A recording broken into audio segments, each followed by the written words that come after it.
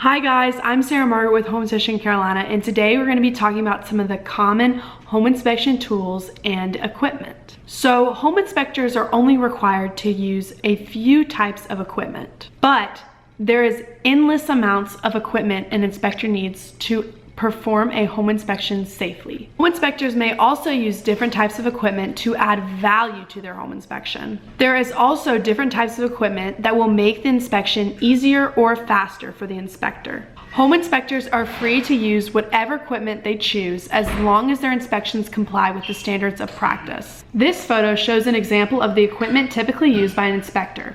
The equipment is taken into the inspection in two cases. Inspectors may use a bag, bucket, or a general purpose toolbox. The first piece of equipment we're going to be talking about today is electrical testers. There is a variety of electrical testers to choose from depending on how much the inspector is willing to pay. Generally, the more expensive testers identify a wider range of defects than less expensive testers. The next piece of equipment we're going to be talking about is a flashlight. Home inspectors are always searching for the perfect flashlight. Powerful flashlights are good for seeing in the dark areas where access is difficult or impossible. Most inspectors own several types of flashlights, and they should always carry a spare with them. The next piece of equipment we're going to be talking about is respirators, and home inspectors can use a half or full face respirator. Many inspectors own these but may not use them on a regular basis. These respirators are important to have available because some areas are dangerous to enter without respiratory protection.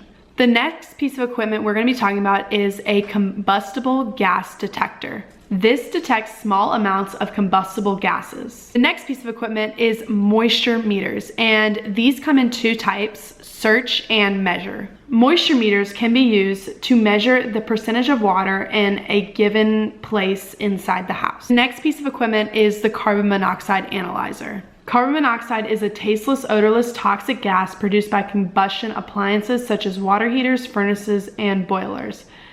Carbon monoxide can accumulate in the human body over time to a point which it can be fatal.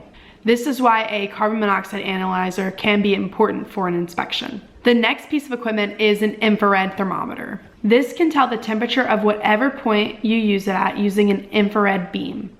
It's good for checking the temperature of heating and cooling equipment. Next is continuous radon monitors. For Home Inspection Carolina, we charge additional fees for radon testing. Radon levels in homes vary by area. Some areas can have little or no radon, and some can have high levels. The next piece of equipment is infrared cameras, and at Home Inspection Carolina, we also charge an additional fee for infrared. Different colors correspond to different temperatures, so an inspector is able to identify areas that are abnormally hot or cold. So I hope that you guys were able to learn a little bit more about the common home inspection tools and equipment used in inspections. I'm Sarah Margaret with Home Inspection Carolina, and I hope that you guys have an amazing rest of your day. Bye.